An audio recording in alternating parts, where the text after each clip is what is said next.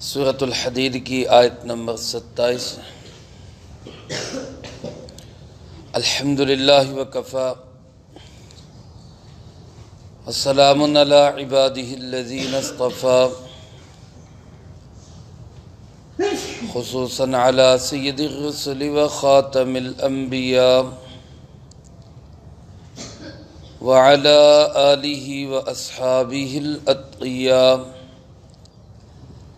اما بعد فاعوذ باللہ من الشیطان الرجیم، بسم اللہ الرحمن الرحیم۔ ثم قفینا علی آثارہم برسلنا وقفینا بعیسی ابن مریم وآتیناہ الانجیل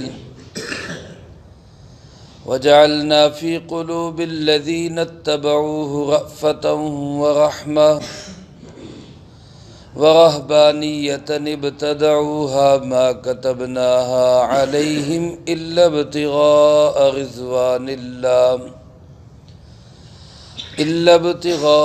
رضوان الله فما رعوها حق رعايتها فآتينا الذين آمنوا منهم أجرهم وكثير منهم فاسقون۔ ثم قفینا علی آثارہم برسلنا، پھر ان کے پیچھے بھیجے ہم نے ان کے نشانات قدم پر بہت سارے رسول علیہم السلام۔ وقفینا بعیسی ابن مریم، اور بھیجا ہم نے ان کے پیچھے حضرت عیسیٰ ابن مریم علیہ السلام کو۔ وآتیناہ الانجیل، اور ہم نے ان کو انجیل عطا کی۔ وجعلنا فی قلوب الذین اتبعوہ رأفۃ ورحمہ، اور ہم نے رکھ دی ان لوگوں کے دلوں میں جنہوں نے عیسیٰ علیہ السلام کی بات مانی، شفقت اور رحمت۔ ورہبانیۃ ابتدعوہا، اور وہ رہبانیت جس کو انہوں نے خود ایجاد کیا۔ ما کتبناہا علیہم، ہم نے ان پہ لازم نہیں کی، الا ابتغاء رضوان اللہ، مگر اللہ کی رضا کو حاصل کرنے کے لیے۔ فما رعوہا حق رعایتہا، پھر وہ نہیں رعایت کر سکے اس کی جیسا کہ اس کی رعایت کا حق تھا۔ فآتینا الذین آمنوا منہم اجرہم، سو ہم نے دی ان میں سے ایمان والوں کو ان کی پوری محنت کا اجر۔ وکثیر منہم فاسقون، اور اکثر ان میں سے وہ فاسق ہیں۔ اس آیت مبارکہ کے کچھ حصے کی وضاحت گزشتہ درس میں ہو چکی۔ انبیاء اور رسل علیہم السلام کے بعد سلسلہ بنی اسرائیل کے آخری نبی حضرت عیسیٰ علیہ السلام، جس طرح سارے نبیوں میں سب سے آخری نبی ہمارے پیارے آقا جناب محمد کریم صلی اللہ علیہ وآلہ وسلم ہیں۔ حضرت عیسیٰ علیہ السلام کے ماننے والوں کو اللہ پاک فرماتے ہیں ہم نے ان کے دلوں میں تین چیزیں رکھیں، ایک تو رأفت اور رحمت، دوسری رحمت۔ رأفت شفقت اور پیار کو کہتے ہیں، اور رحمت بھی اسی کا مترادف لفظ ہے۔ بعض حضرات نے فرق یوں کیا ہے کہ مصیبت آنے کے بعد کسی کا خیال کرنا اس کو رأفت کہتے ہیں، اور مصیبت آئے بغیر کسی کا خیال کرنا اس کو رحمت کہتے ہیں۔ حضرت عیسیٰ علیہ السلام کے ماننے والوں کے دلوں میں اللہ پاک نے یہ شفقت اور مودت اور محبت رکھی، لیکن ایک چیز اللہ پاک فرماتے ہم نے ان کو اور دی، اور وہ ہے رہبانیت۔ اس کی وضاحت آج کے درس میں ہم نے کرنی ہے۔ رہبانیت کیا چیز ہے، اسلام میں اس کی کیا حیثیت ہے۔ جس رہبانیت کو ان لوگوں نے اپنایا، آیا وہ اللہ کا حکم تھا یا انہوں نے خود بنائی تھی، اور کیا اگر وہ خود بنائی تھی تو وہ ٹھیک تھی یا غلط تھی۔ رہبانیت کا لفظی معنی ہے لذات کو چھوڑنا۔ دنیا کی جو عیش و عشرت والی چیزیں ہیں، مزے کی چیزیں ہیں، وہ جسمانی لحاظ سے حسن و جمال ہو، نہانا دھونا ہو، صاف ستھرے رہنا ہو، یا اچھے مکان میں رہنا ہو، یا اچھے کھانے ہو، یا اسی طرح نکاح کی زندگی ہو، ان ساری چیزوں کو چھوڑنے کا نام رہبانیت کہلاتا ہے۔ علماء نے لکھا ہے کہ ہوا یوں کہ جب حضرت عیسیٰ علیہ السلام کو اللہ پاک نے آسمانوں پہ اٹھا لیا تو کچھ وقت تک تو ان کے ماننے والے وہ صحیح دین پہ رہے، رفتہ رفتہ وہ دنیاوی عیش و عشرت میں پڑتے گئے، لذات دنیا میں کھبتے گئے، اور اس میں پڑھ کے وہ دین سے پیچھے ہٹتے گئے۔ اب کچھ لوگ تھے جو ان کو سمجھاتے کہ بھائی یہ چھوڑ دو، اس عیش و عشرت کی زندگی کو چھوڑ دو، اللہ کے دین کی طرف آ جاؤ۔ تو ظاہر ہے جب وہ سمجھاتے تو آپس میں ٹکراؤ ہوتا۔ جو من چاہی زندگی گزارنا چاہتے تھے ان کے ساتھ ان کی نوک جھونک ہو جاتی، لڑائی ہو جاتی، بحث مباحثہ ہو جاتا۔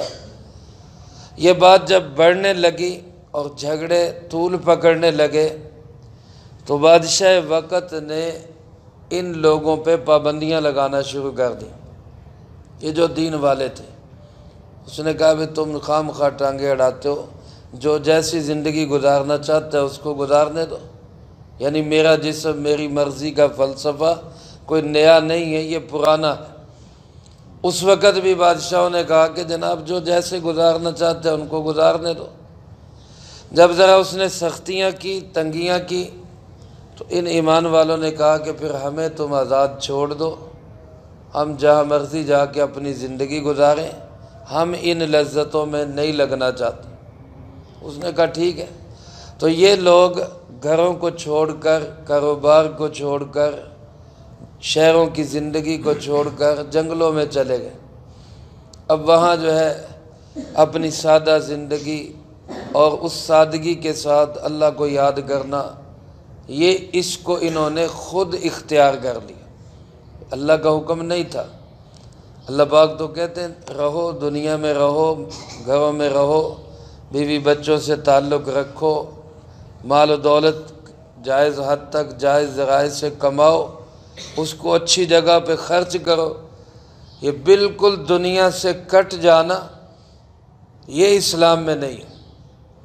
اسی کو جناب محمد کریم صلی اللہ علیہ وسلم نے یوں فرمایا لا رہبانیت فی الاسلام، اسلام میں اس طرح کی رہبانیت نہیں ہے کہ انسان دنیا سے بالکل کٹ جائے، قطع تعلق ہی کر لے، اچھا کھانا نہ کھائے، اچھا لباس نہ پہنے، صاف ستھرا نہ رہے۔ ہمارے یہاں بھی آج کل بعض لوگ جو بالکل گندا مندہ رہتا ہے، نہاتا نہیں ہے، بالوں کو صاف ستھرا نہیں رکھتا، کپڑے بھی میلے کچیلے ہیں، اس کو سمجھتے ہیں یہ ماشاءاللہ ولی کامل ہے، بڑی سادہ زندگی ہے جی، بڑے حضرت صاحب، صوفی صاحب۔ اسلام نہیں ہے۔ رسول اللہ صلی اللہ علیہ وسلم جسمانی اعتبار سے بھی خوبصورت تھے، اپنی تراش خراش بھی اچھی اور خوبصورت رکھتے، اچھا لباس بھی آپ نے پہنا، سادہ لباس بھی آپ نے پہنا، تکلف نہیں تھا۔ بغیر تکلف کے اللہ کی جو نعمت مل جائے اس کو استعمال کرو۔ ایک صحابی رسول اللہ صلی اللہ علیہ وسلم کی خدمت میں حاضر ہوئے، فرمایا اللہ کے محبوب جی صلی اللہ علیہ وآلہ وسلم، میرا دل چاہتا ہے میرے کپڑے اچھے ہوں، میرا جوتا اچھا ہو، مفہوم عرض کر رہا ہوں، تو کیا یہ تکبر ہے؟ اچھے جوتے پہننا، اچھا کپڑا پہننا، اچھا لباس پہننا، کیا یہ تکبر ہے؟ تو سرکار دو عالم صلی اللہ علیہ وسلم نے فرمایا نہیں نہیں میرے صحابی، یہ تکبر نہیں ہے بلکہ یہ تو جمال ہے۔ اور فرمایا ان اللہ جمیل یحب الجمال، اللہ پاک خود بھی جمیل ہیں اور اللہ جمال کو پسند کرتے ہیں۔ اپنی تراش خراش ہو، بال بکھرے ہوئے نہ ہو، آپ اس کو سخت ناپسند کرتے تھے۔ کسی صحابی کے آپ نے دیکھا بال بکھرے ہوئے تو آپ نے تربیت کرتے ہوئے ڈانٹ دیا کہ یہ کیا تمہیں کوئی ایسی چیز نہیں میسر آتی کہ بالوں کو سیٹ کر لو؟ تو داڑھی کو اسی لیے اجازت دی گئی ہے کہ ایک مشت سے زیادہ ہو جائے تو اس کو تراش خراش کے برابر کر لو، ایسے بے ڈھنگی سی نہ ہو کہ کوئی ادھر کو بکھری ہوئی کوئی ادھر کو بکھری، یہ بھی خوبصورت لگے۔ ہاں زیادہ بھی بندہ رکھ سکتا ہے لیکن اس کو خوبصورتی کے ساتھ رکھے۔ ایک مشت سے کم یہ کٹوانا یا اس کو منڈوانا یہ ناجائز ہے، لیکن اپنی مینٹین تراش خراش اور اپنی خوبصورتی اور جمال اور اچھا بن کے رہنا یہ ایسا نہیں کہ یہ کوئی بے دینی ہے، بلکہ اس کو بے دینی سمجھنا یہ بے دینی ہے۔ علماء نے لکھا ہے رہبانیت کے 3 درجے۔ ایک درجہ تو رہبانیت کا یہ ہے کہ انسان اللہ کی حلال کردہ چیزوں کو حرام سمجھے، جو چیزیں اللہ نے حلال کی ہیں ان کو حرام سمجھے۔ یہ درجہ سب سے خطرناک ہے، بلکہ یہ کفر تک انسان کو لے جاتا ہے، کیونکہ کسی بھی چیز کو حلال یا حرام قرار دینے کا اختیار صرف کس کے پاس ہے؟ اللہ، کسی اور کے پاس نہیں۔ اور کوئی بندہ اپنے آپ پہ کسی چیز کو یہ لازمی کر لے کہ میں نے یہ استعمال نہیں کرنی، یہ حرام ہے۔ اللہ کے محبوب صلی اللہ علیہ وسلم نے ایک دفعہ قسم اٹھا لی کہ میں شہد استعمال نہیں کروں گا، تو اللہ پاک نے اس پہ سورۃ تحریم نازل کر دی اگلے پارے کے اندر، یا ایھا النبی لم تحرم ما احل اللہ لک، اے پیارے نبی جی صلی اللہ علیہ وسلم، جس چیز کو اللہ نے حلال کیا ہے آپ نے اس کو کیوں حرام کر لیا؟ آپ اس کو کیسے حرام کر سکتے؟ تو یعنی یہ حلال و حرام کرنے کا اختیار صرف کس کے پاس ہے؟ اللہ کے پاس۔ اب اگر کوئی شخص اپنی مرضی سے کسی چیز کو حرام قرار دے اور عقیدہ رکھے کہ یہ چیز حرام ہے حالانکہ وہ حلال ہے، یہ تو خدائی اختیارات میں دخل دے رہا ہے، تو کفر تک چلا جائے گا۔ ایک درجہ تو رہبانیت کا یہ سب سے خطرناک ہے۔ دوسرا درجہ یہ ہے کہ حرام تو نہیں سمجھتا لیکن اپنی کسی طبعی وجہ سے کہ اپنی طبیعت نہیں مانتی اس لیے خود وہ استعمال نہیں کرتا۔ مثلا اگر کوئی ایسا آدمی ہے جس کو شوگر ہے، وہ اب چینی استعمال نہیں کرتا، یا جس طرح ہمارے ہاں شوگر والے بس چائے پھکی پینی، باقی ہر شے رگڑی جانی، چائے پھکی پینی۔ اب وہ چائے جو ہے نا وہ اس میں میٹھا استعمال نہیں کرتا، تو یہ نہیں کہیں گے کہ جناب اس نے اس کو کوئی حرام سمجھ لیا، یہ تو اپنی طبیعت کی وجہ سے نہیں کر رہا۔ یا کوئی بلڈ پریشر والا وہ مسالے دار چیزوں سے یا زیادہ گھی چکنائی سے وہ بچتا ہے، تو یہ پرہیز ہے، یہ تو اچھی چیز ہے، اس کو رہبانیت نہیں کہے گی۔ اور ایک تیسرا درجہ اس کا یہ ہے کہ انسان اللہ کی مباح چیزوں کو اس لیے چھوڑ دے، جو چیزیں جائز ہیں ان کو میں اس لیے چھوڑ رہا ہوں کہ اس کے چھوڑنے میں ثواب ہے۔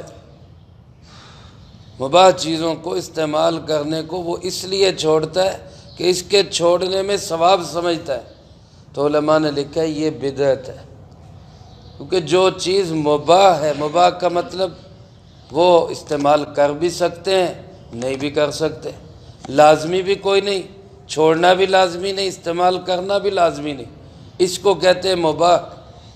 اب مثال کے طور پہ آپ جو ہے نا وہ دکان سے بسکٹ لے کے کھائیں تو شریعت نے کوئی پابندی نہیں لگائی، آپ پیزا کھائیں شریعت نے کوئی پابندی نہیں لگائی، کوئی اور ایسی لذت کی چیز آپ کھائیں، کھانا فرض بھی کوئی نہیں اور نہ کھانا بھی لازم کوئی نہیں، لیکن اگر کوئی اس لیے چھوڑتا ہے جی اس کو چھوڑنے پہ ثواب ملے گا، تو یہ ثواب کوئی نہیں ہے۔ اگر کوئی ثواب سمجھتا ہے تو یہ بدعت کرتا ہے، یہ بھی رہبانیت درست نہیں ہے۔ تو صرف ایک چیز ہے اور وہ ہے پرہیز، وہ کر سکتے ہیں، اس کے علاوہ کوئی رہبانیت نہیں۔ لیکن یہ جو رہبانیت انہوں نے اختیار کی تھی، اللہ پاک اس کو فرماتے ہیں بے شک انہوں نے خود بنائی، ابتدعوها ما كتبناها علیہم، ہم نے ان پہ لازم نہیں کی تھی، لیکن اس رہبانیت کا مقصد کیا تھا؟ الا ابتغاء رضوان اللہ، اللہ کی رضا کے لیے انہوں نے کیا تھا۔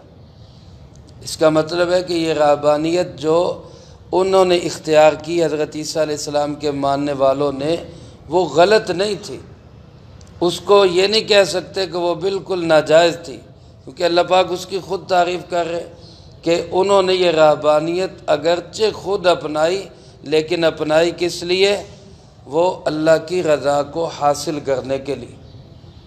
لیکن اس کے بعد پھر وہ فما رعوہا حق رعایتہا، خود ساختہ جو پابندی انہوں نے اپنے آپ پہ لگائی، اس کی بھی وہ پوری رعایت نہ کر سکے۔ اول تو خود اپنے آپ پہ خود پابندیاں لگانی نہیں چاہیے، لیکن اگر کوئی لگا لی ہے تو پھر اس کی پوری پابندی کرنی چاہیے۔ اس لیے ہماری شریعت میں کیا کہا گیا؟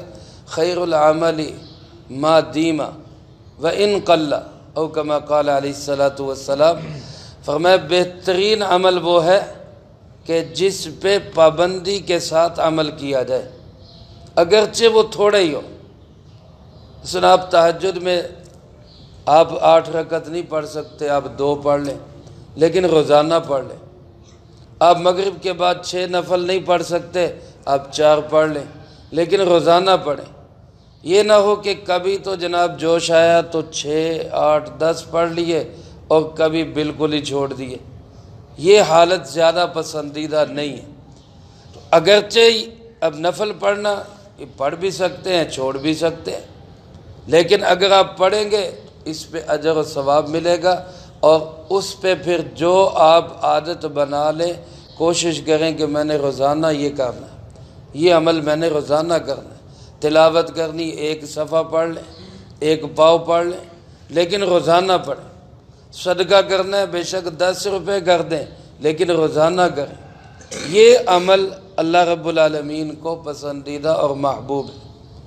انہوں نے رہبانیت خود اختیار کی، لیکن اللہ فرماتے کی میری رضا کے لیے، مجھے خوش کرنے کے لیے، لیکن اس پہ پھر پابندی نہیں کر سکے۔ فما رعوہا حق رعایتہا، جیسے اس کی رعایت کا حق تھا وہ ادا نہیں کر سکے، بلکہ اس رہبانیت کو پھر دنیا کمانے کا ذریعہ بنا لی۔ اب جب جنگلوں میں جا کے بیٹھے، صوفی بن گئے، درویش بن گئے، تو لوگ دعا کے لیے آنے لگ گئے۔ اب دعا کے لیے آتے تو کوئی نہ کوئی ہدیہ نذرانہ بھی دے جاتے۔ اب اسی کو انہوں نے، اب اس میں اللہ کی رضا ختم ہو گئی، اب اس میں جو ہے آخرت کے درجے وہ ختم ہو گئے۔ اب کیا رہ گیا؟ یہ صوفی بن کے اس لیے بیٹھ جائیں کہ نذرانے آنے لگ جائیں۔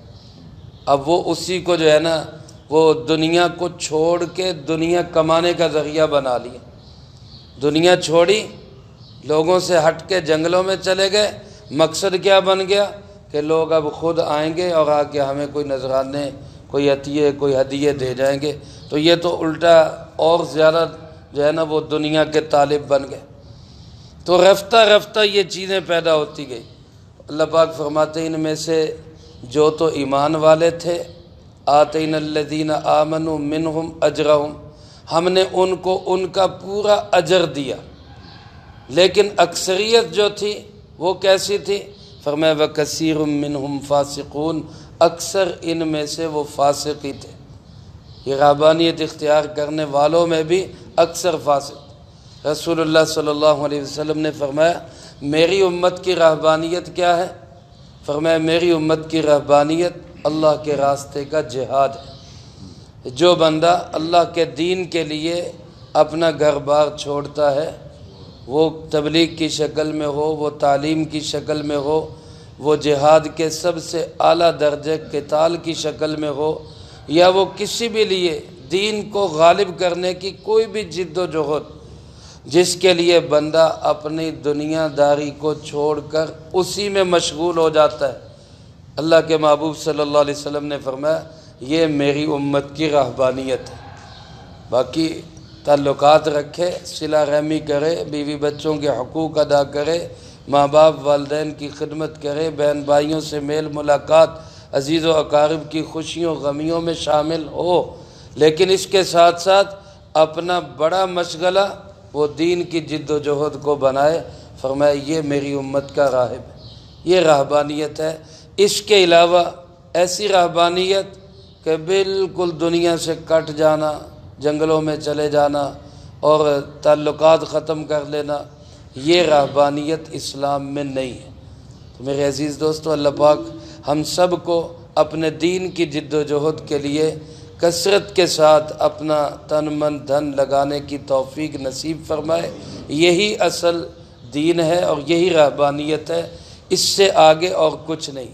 اللہ پاک ہم سب کو اس کی صحیح سمجھ نصیب فرمائے، جو کہا سنا اس کو زندگی میں لا کے دوسروں تک پہنچانے کی توفیق عطا فرمائے۔ اللہم انت السلام و منک السلام، تبارکت ربنا و تعالیت یا ذا الجلال والاکرام۔ اللہم اعنا علی ذکرک و شکرک